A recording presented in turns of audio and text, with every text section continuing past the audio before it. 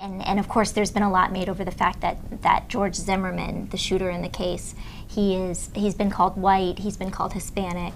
But I think the point there that I think you made and that others have wanted to make is that no matter the race of the shooter, the person who was shot appears to have been profiled possibly because he was black. Is that the case?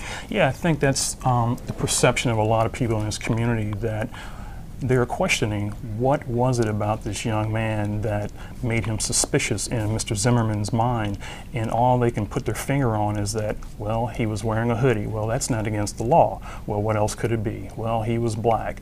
And that unfortunately has been one of the big bugaboos in our society, that just because a young man is black, there is this inbred fear, inherent fear, that, well, he must be a criminal, so therefore I must fear this man, or in this case, be suspicious of him.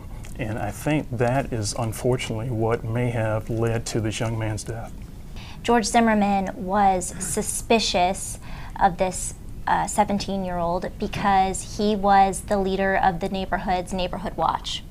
And he basically, from what we can tell, saw it as his role or responsibility to canvass the neighborhood and look for things that he considered to be potentially problematic.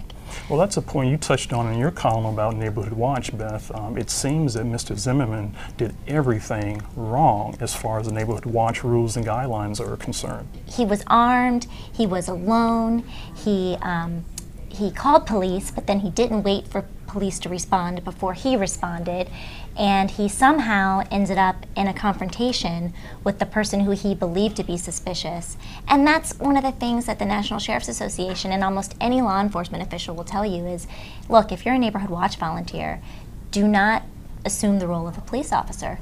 Leave that to the people who are trained and paid to take on those kinds of risks. Don't put yourself in that situation.